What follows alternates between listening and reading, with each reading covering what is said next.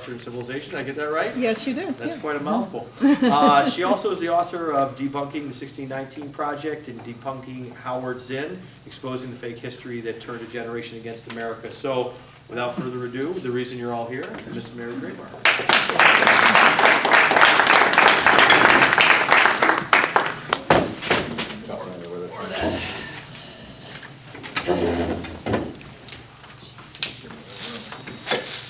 Okay, well, it's great to be here.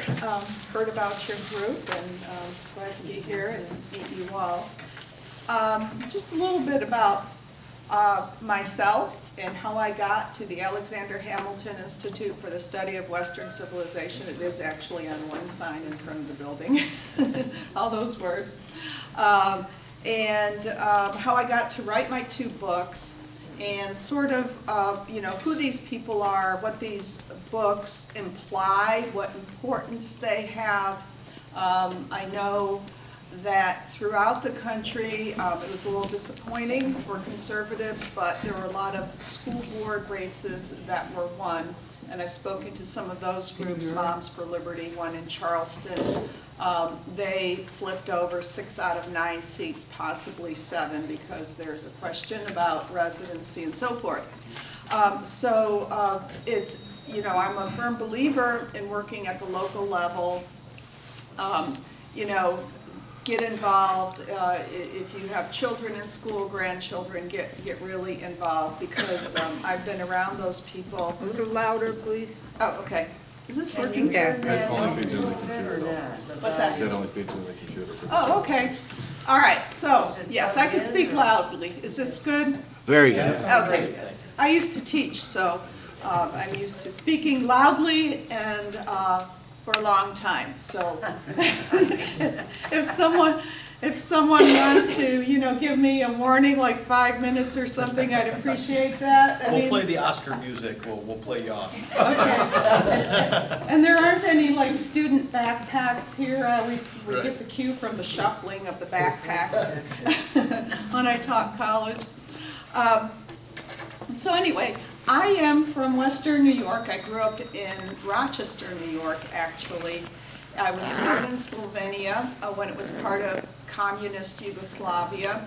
And my parents escaped and brought me here when I was 2 years old. And I became a naturalized citizen when I was 18, as soon as I could.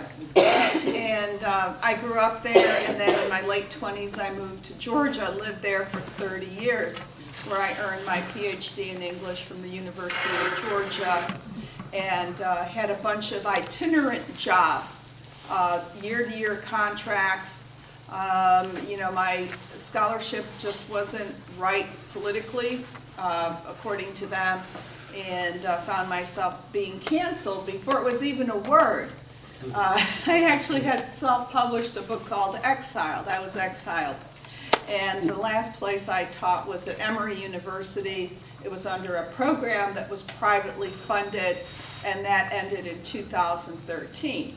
But in 2010, so I'm living in Georgia, in 2010 I came up to visit my family, as I do every summer, and someone told me about the Alexander Hamilton Institute in Clinton, New York. And so on my way back, I stopped in. And I immediately hit it off with the person who is now the president of it. He's one of the 3 founders, Robert Paquette, who was a history professor at Hamilton College. And then the next summer, upon his encouragement, I received a Backwin Fellowship, and I started research on a book I'm finishing up now. So 11 years ago, I started this book that I'm finishing up, okay? I've had 2 interruptions with these books and other duties, but it is about a native son of Syracuse, New York, a man by the name of George Schuyler, who was born in 1895 and died in 1977.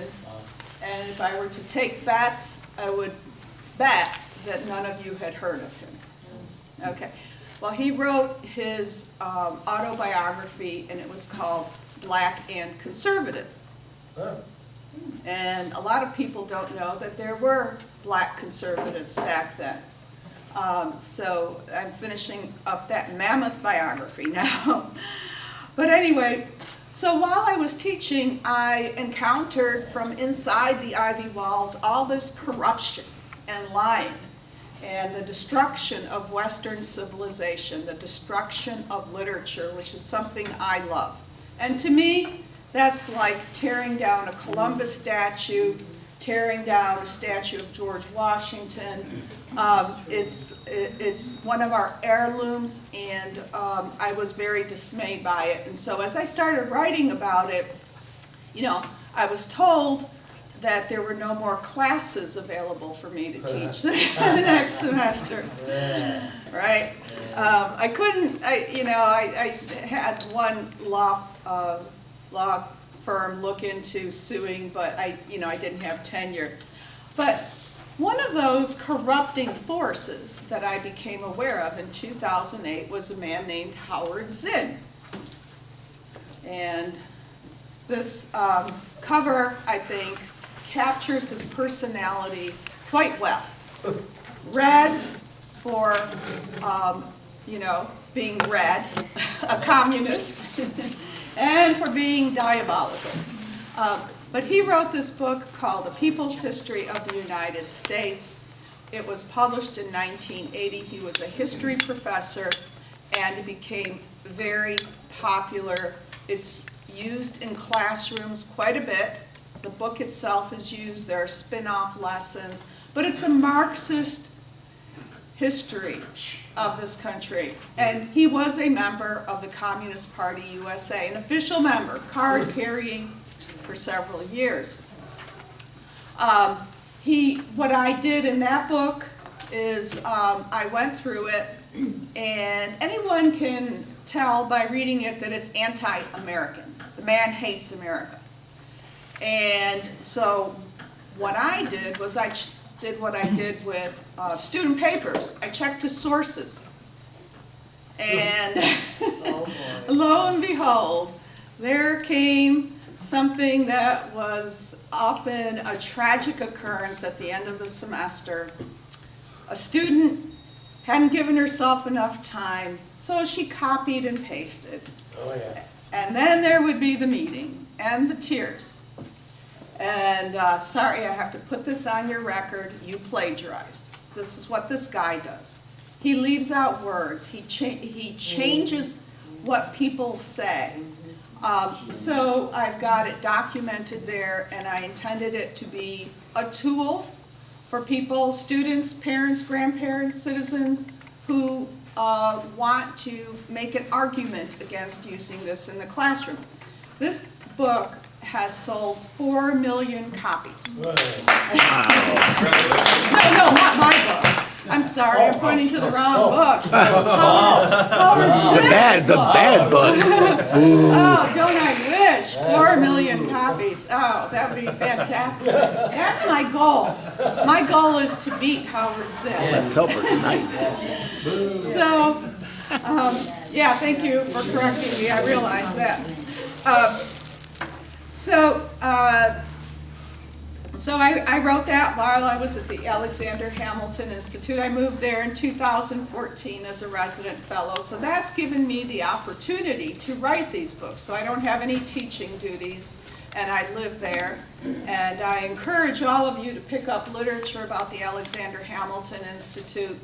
We're actually, today it came out, we're having a holiday party, an open house on Sunday, December 11th in the afternoon. And if you want information, you can go to our website, theahi.org. So remember to put the AHI, Alexander Hamilton Institute.org. And we offer classes there.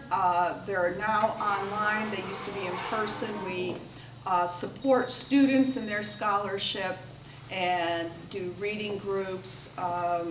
So we provide support for students who go to Hamilton College. Okay, so I wrote that book. That came out in 2019, and right when this came out in August of 2019, about the same week, I came across something called the 1619 Project, which you may have heard of. It came out August 18th. I think my book came out August 19th. And, you know, I was pretty tired from writing, and I had to, you know, go on all the radio programs and do the speaking and everything. But I read the 1619 Project, and I decided I cannot let this rest. This is so awful. I need to provide a corrective for it. So the 1619 Project, which you may or may not know, was simply a special issue of the New York Times Magazine, right? It's the paper thing. I would show it to you, but the old copies are now going for like $400. I refuse to give that much money to the 1619 Project. So it's a special issue of the magazine, and it did something that a lot of the newspapers and magazines did, like USA Today, Time Magazine. It commemorated the 400th anniversary of the arrival of the first Africans in Jamestown. Okay, and what it did is it said, with a bunch of essays, poems, creative works, photographs, it said that we were not really, you know, the start of this country was not 1776, it was the year 1619. When these Africans arrived on a privateering ship. Now, we don't know exactly how many there were. You know, 20 some odd were recorded. We don't know what their status was, but they came here, and historians are still debating it. What were they doing? What were they free? You know, were they enslaved? Well, slavery hadn't been codified here. And the best guesses is that these people worked in the tobacco fields alongside the indentured white servants that had come here, and, you know, trying to survive. So, you know, the other publications weren't noticed. USA Today, Time Magazine, no one really took note of them. You know, they just commemorated it with, you know, long articles. But what the 1619 Project did, though, is it said that we need to replace 1776 with 1619. A pretty audacious statement to make. And I think most people would not really care that much. You know, we know what the New York Times is like, right? I have a subscription for research purposes. I have to go back to their archives. We don't care what the New York Times publishes. And if they want to make this claim, they can go ahead. But people cared because there had been a prearranged deal with this nonprofit funded by left-wing billionaires called the Pulitzer Center. Has nothing to do with the Pulitzer Prize, but they support news stories and they provide educational materials. So as soon as that magazine hit the newsstands, they had all these lessons ready for the first day of school. Okay? So immediately 3,500 schools are teaching this. And they're teaching something that is ridiculously false. And I go into detail in my book. I have a lot of sources, and I was very fortunate to be at the Alexander Hamilton Institute because that's where Repuiblcan is. And he is an an internationally known authority on slavery. He was a student of Eugene Genovese's, and anyone who studies that part of history recognizes the name Eugene Genovese. And so I went into it. So there's a lot of detail there. I uncovered a lot of interesting stories. I think it's a good read in itself, not just for, debating the school board or your teacher or your child's teacher. But I found so many interesting stories in there, especially about Thomas Jefferson. Thomas Jefferson has been smeared, and I learned that Thomas Jefferson is someone who was so accomplished, such a great man of the Enlightenment and needs to be honored. But here's just some of the big whoppers as far as history goes that are in the 1619 project. Now mind you, this is being taught in grades kindergarten through 12 and at the college level. Okay, that the arrival of these Africans was the beginning of slavery. No, that's not true.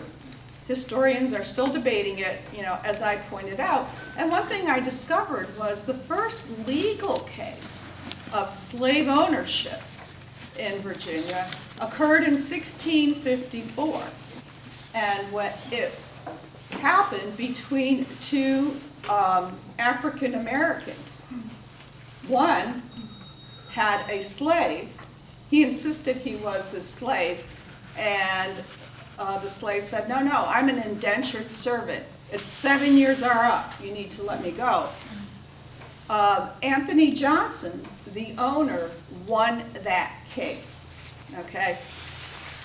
That we declared independence in 1776, even though that's not really the founding of the founding year of our country, but that we declared independence in order to protect the institution of slavery. Because the founding fathers were afraid that England was going to outlaw slavery. And that's why we declared independence, to protect the institution of slavery. There's a lot wrong with that chronology. Admittedly, there were some slave owners, that were always nervous about, their rights to enslave others being taken away. But anyone who had gone through, junior high studying social studies or history would know that is preposterous. The other whopper is that slavery was unlike anything that had happened in the world before. Okay. No, that's the title of one of my chapters. I take that phrase right from the 1619 project. Unlike anything that had happened in the world before. Okay, slavery, the Old Testament. Thousands of years it's been practiced in every society, under every religion. We don't know when it even started. It goes back to time immemorial. The common course of events was to, not be free. That was the common status. And, what we did is we sort of set this precedent. Hey, people should be free. They should not be bound, in their labor to someone else, whether as an indenture or as an enslaved person. So there was a lot to cover there. And I sort of go through, the slave societies throughout history and around the globe. And actually, I'm no proponent of slavery. I think it was a horrible institution, don't get me wrong. But slavery in Africa was no picnic. And I sort of go into the details, as well as in Asia and everywhere else. The other whopper is that Thomas Jefferson liked slavery. He never wanted it to end. Wrong. Wrong. He, the phrase he had is, he said, I feel like we have a wolf by the ears. Right? We can't let it go, and we can't keep holding it. How do we end this horrible institution that he hated? And he could tell that there would be a war. But how do we do this without having a civil war? And so I go into that and how complicated it was and how difficult it was to end slavery. The other whopper is that Abraham Lincoln hated black people and he wanted to ship them off to colonies. You know, You can't make this up. it is made up. I know it is. It's fiction. But it's being passed off as history, as true history in schools. Okay, and then one more whopper is that the wealth and freedoms that we enjoy came about from the slaves. Because they did all the labor.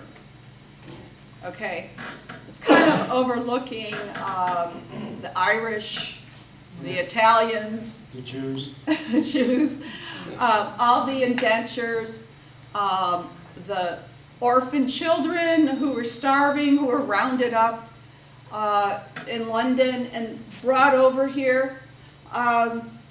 It just, leaves out quite a few people. And also the fact that often, for the very hazardous labor, it was the whites who were used. If they wanted work done in Louisiana, the malarial swamps, they get an Irishman who built the canals, right? They were expendable. There was no money invested in them, right? So it was their labor that built this country, and it was their philosophy and their agitation that made us democratic. So that slaves were responsible for our wealth and for our system of government. And all the rights and freedoms that we enjoy today go back to them. And one more little thing is that there were no black slave owners. And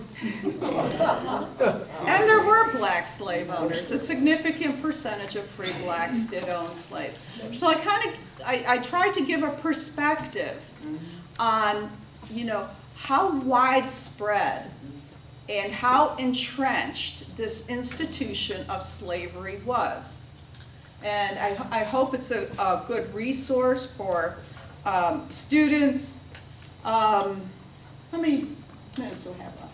As many as you want. Oh, wow. No backpacks shuffling, I see. That was, If you want to take questions, or however you want to format the rest of the time.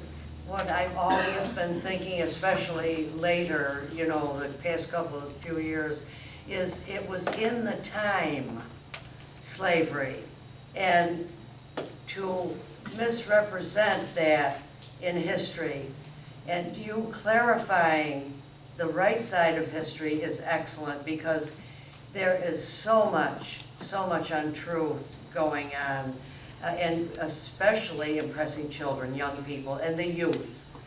The teenagers, it's disgusting. Yeah.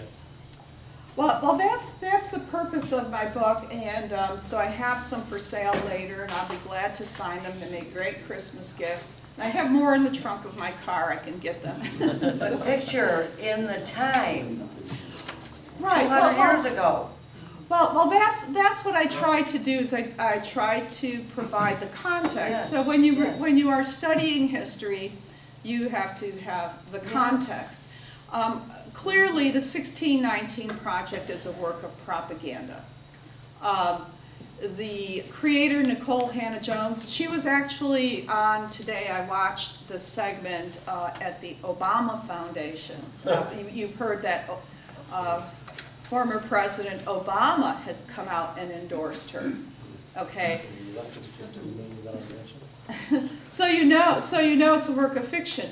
And the other thing about the 1619 project, which by the way has been turned into a big 500-page book, there's very little written in it by historians. I mean, they're left-wing historians, but it contains poetry. There's more creative writing, bizarre poetry. Poetry, you know, I used to teach literature, and it's like, you know, this, you know, how can you call this poetry? But it's all directed at emotions and an inspiring guilt or a feeling of being oppressed. And that's why it's being used. And she comes out, she says that the purpose of this, the new hardcover edition, she says the purpose of all this is for reparations. So there's a political goal, but students are being indoctrinated. So people always ask me, well, how many schools are using this now? You know, 4,500, you know, right after the project came out. There's so many ways. I know from teaching and from going to these teachers' conferences that they are always plotting. They will, you know, share strategies for bypassing parents and administrators, and you know, photocopying pages and then collecting them at the end of class. But there's a lot of money behind implanting these lessons.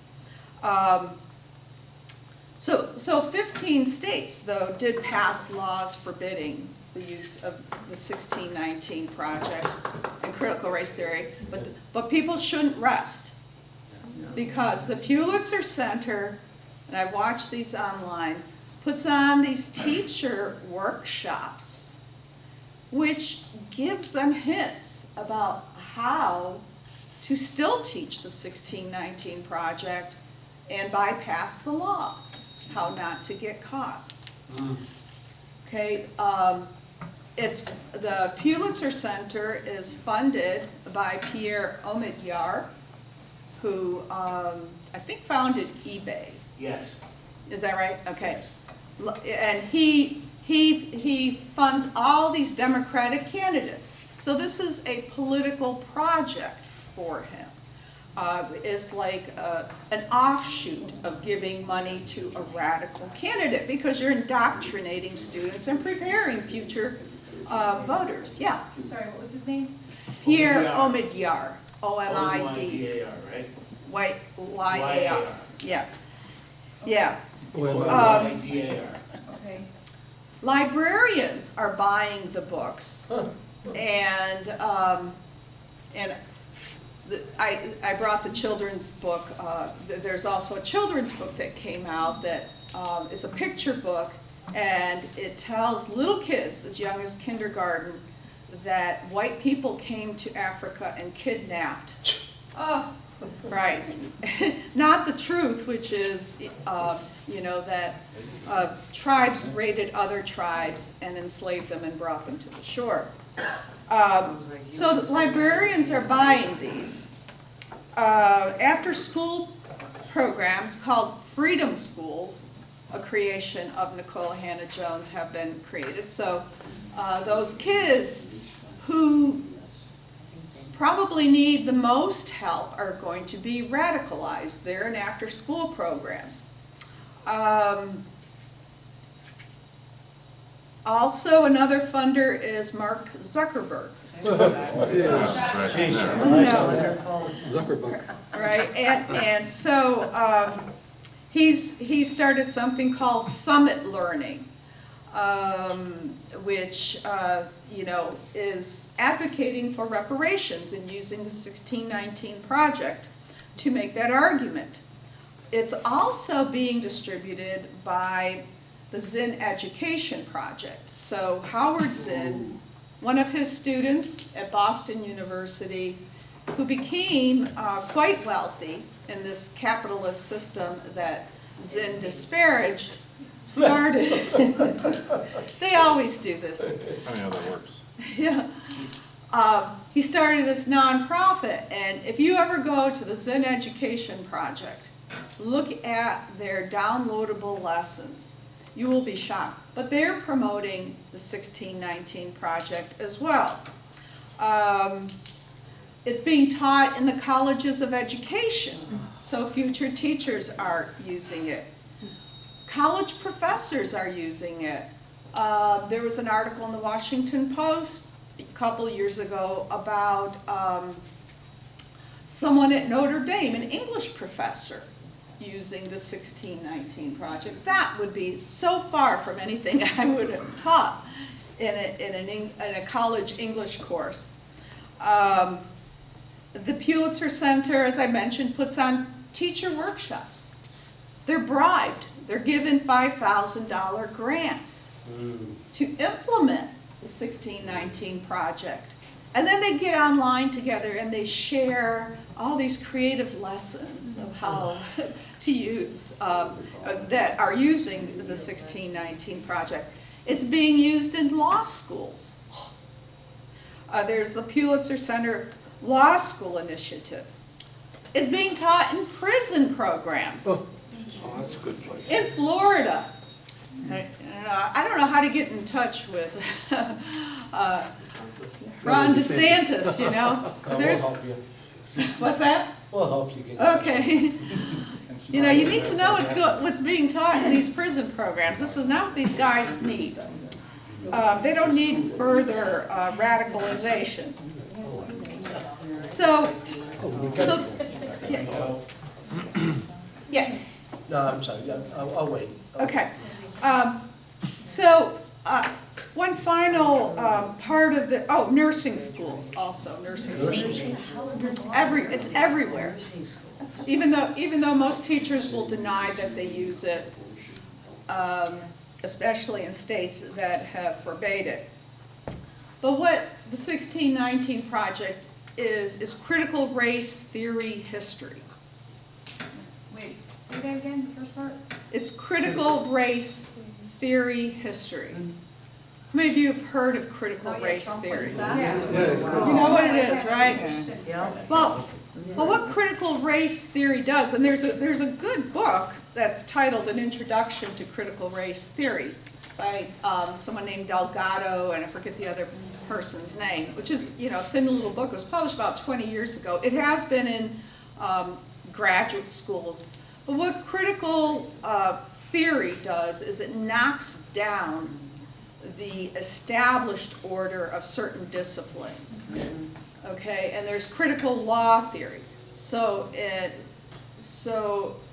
our legal system is exemplified by Atticus Finch's closing speech, right, where he says, that a narcissist, he's defending a black man falsely accused of rape. And this, in 1930s, was it Alabama? I think that's where it's set. That was a pretty bold thing to do. And he said, in this nation, it doesn't matter if you are let's see if I copied that.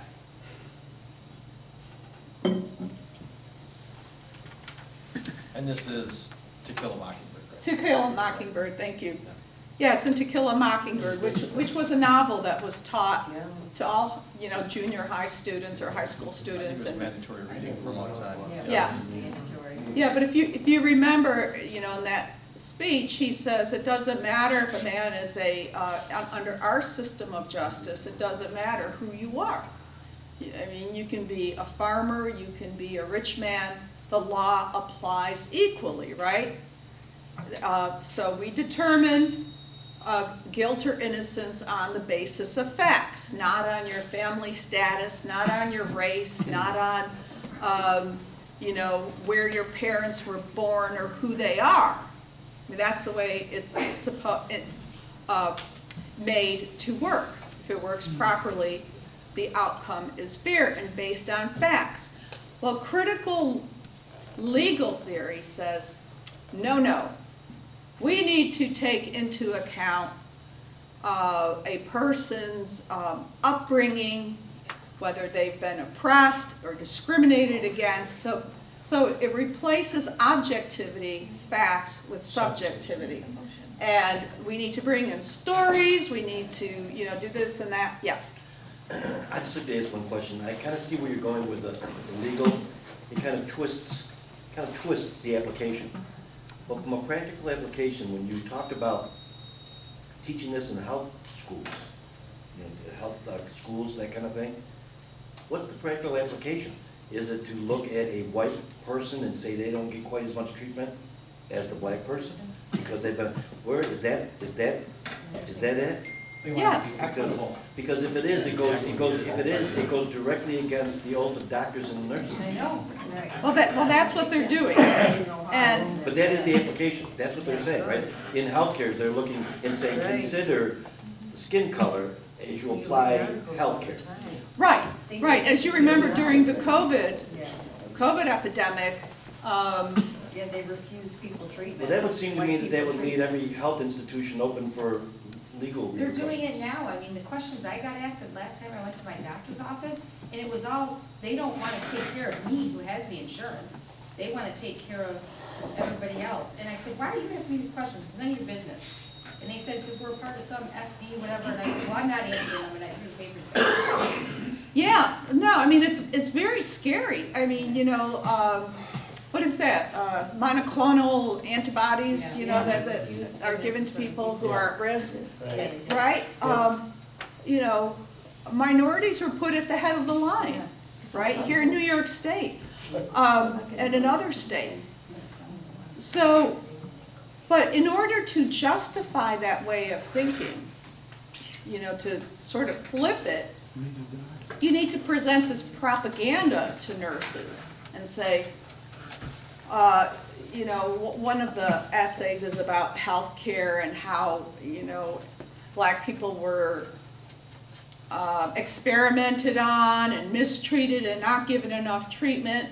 And so it creates this mindset of, you know, that certain people need to go at the head of the line because they're people of color or they're, I don't know, transgendered or something. Right? And they've been oppressed. So what this does is it critical theory and critical legal theory and critical race theory. So critical race theory focuses on race and says, you know, if you do something bad, if you commit a crime, well, you're not really responsible if you're a member of this oppressed group. And so what it does is it replaces objectivity and facts with subjectivity, with stories, with appeals to emotions, and so the 1619 Project presents that kind of what they call history. It's supposed to be truer history than what we have traditionally learned. So, and Nicole Hannah-Jones, you know, I have a website called marygrabar.com, and you can find my articles, but I've written some articles for the Federalist about how I've caught her spreading this disinformation. And so today's session at the Obama Foundation was on disinformation and how to appeal to people who disagree with you. Of course, everyone agreed that was having those panel discussions that Obama was the greatest president ever. They would not have anyone from this group. in. Community organizing. But it was on disinformation. Folks, couple more minutes here. Yeah, God. and not misinformation. I came across, so there was an article in Fox and the Daily Caller, about this happening, and someone else who wrote a book that approaches the 1619 Project's fallacies on economics said that Nicole Hannah-Jones presents misinformation. Well, misinformation implies that you're just mistaken, right? Disinformation is deliberate. Lies. It's lies, right? Lies. And A lot of that. the 1619 Project is disinformation. And I have, in the paperback version of this book, I have a long appendix, and I explain how I caught Nicole Hannah-Jones in these lies. She knows that she's lying. She knows that white people did not go into the interior of Africa and kidnap. She knows that, and but she still says it, and it's told in this children's book, and there are pictures there, and so these kindergartners are told that white people kidnapped somebody's mommy and daddy and sold them alongside horses and furniture. I mean, those are the words that are used. So it's intended to pit little children against each other, as well as older people. So in any way, that I can help, I thought I just, felt this compulsion to get the truth out. If, there's some poor, hapless high school student that is assigned the 1619 Project, or if someone's facing a school board, or if you just want to know what is left out and what's distorted, I wanted to provide a resource. I have hundreds of footnotes, so people they don't have to say the title of my book, they can cite my footnote. It's in the Journal of, ethno something history, an academic journal. Hey, this is where it is, Mr. Teacher, you're wrong. So anyway, if I have time for questions, I'd be happy to take questions. Good. Yeah. Professor, is this being taught up at Hamilton College? That's a good question. I'm sure it is. Were you aware of it when you were doing your fellowship there? I am not at Hamilton College. I'm at so let me just make it clear. I have here brochures from the Alexander Hamilton Institute. That, it's separate from the campus? Yes, so if any of you have been in Clinton, New York, Sure. right, you know the old Clinton Inn? Yeah. That's where we are. Ah, that's who you are, okay.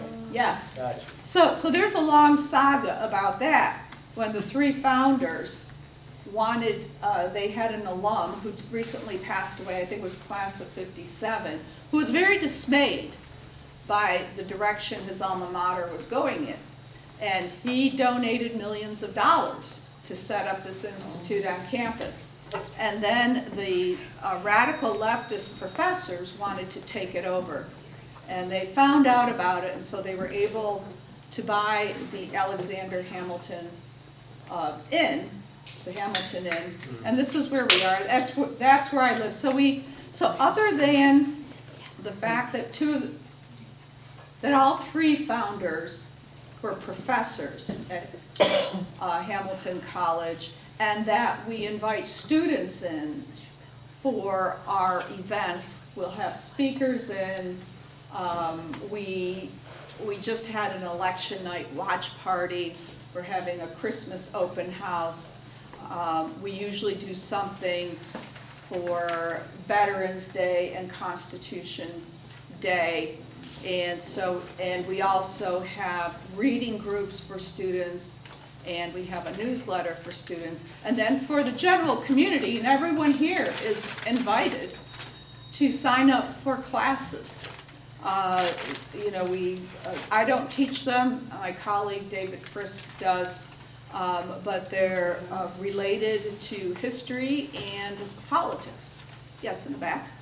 I just have a comment to make, and then Doug Singleton has a question. He texted me to say he has a question. I don't know if Yeah, he- do we have Is that some what questions you on want? Zoom? Yeah, we'll Oh, yeah, I do see the what in-person, then we'll do the happens. Zoom questions afterwards. So I just went to a Heritage Summit event in Texas, and they had a gentleman there who had transgendered to a woman and then went back. So and then there were some moms there for mom's delivery founder and then another lady. So they were talking about all this woke stuff in schools and how these books get in there. And I was so surprised because it kind of falls into what you're talking about critical race theory. They said that Planned Parenthood is funding these pornography books, and the Hugh Hefner Foundation is giving the money for it. Yeah, I went to Hamilton College a few years ago. There was a congressman named Hannah. Yes. Yep. Yep. Okay. I think she's like an artist in residence, this weird woman who's from San Francisco. And she did sort There you of go. performance art. And she was talking about, she used to teach women in prison, but she was reciting this poetry. It wasn't even something that she'd written down. It was just like she was screaming and yelling about, Like you know. Pelosi in front of the gavel, you mean? Well, no, she was literally sort of like jumping around and waving and dramatizing this poem about the white men coming to